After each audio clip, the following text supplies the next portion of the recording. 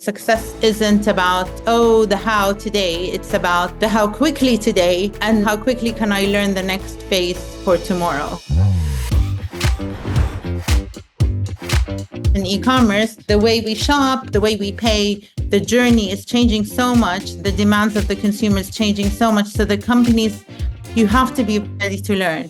Everyone, I'm very, very excited that you're going to get to meet Leena today. She's the co-founder and currently the CEO of Mumzworld. She's top entrepreneur and top retailer in the Middle East, according to Forbes. And today she's going to be sharing her insights on how to deal with e-commerce. I would think any brand not using TikTok today, whether it's an organic generated content or paid content, I would think that they're quite behind. Don't you say it left. Come on!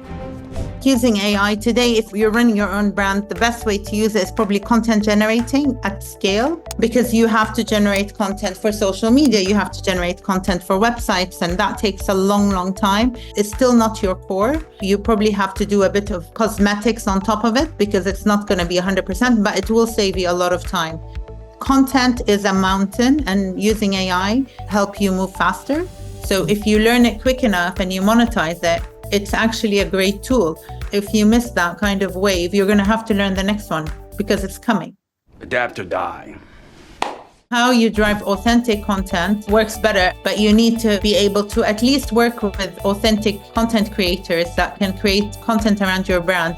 So you have to be really open-minded. I know it works. You just need to be super cautious how you use it, how the content's generated.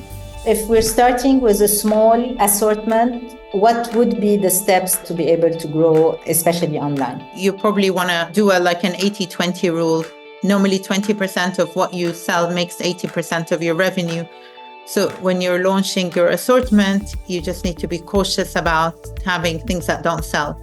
I love the way Shein does it, because Shein will try with something and then they have the whole of China to manufacture for them. And within 2 weeks, it's up. And if people search a certain word like red shirt, within a week, they have all the assortments, all the different types of red shirts, but they have the supply chain to produce it. If it's something you can produce, you have your own workshop, you can produce pretty fast, you can test multiple SKUs and see which one works and then mass produce that one. But if you have a longer supply chain, you need to think hard about just aging and your capital, how you invest that. If it's commercially viable and you're not giving your stock and they can return it, there's always that thing, they return a lot of stock to you and you don't know what to do with it.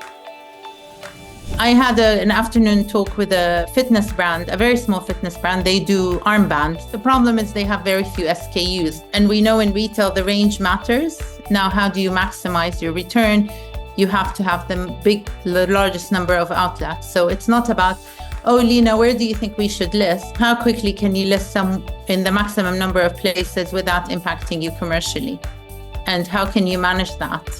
Maximizing your outlets and reaching different customers, maybe, like a Deliveroo versus an Amazon, that's a different type of buyer. And you will find that they sell different things from your assortment.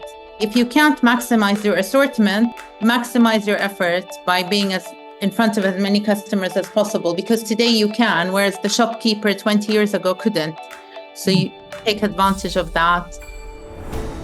The retail high is becoming shorter and shorter. So how do you expand it? By moving the buying experience from being utility to experiential, not retail.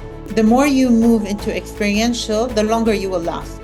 Leena, thank you so much. It's been such a pleasure. I learned a lot, and I'm sure everyone in the tribe learned a lot as well. So thank you all.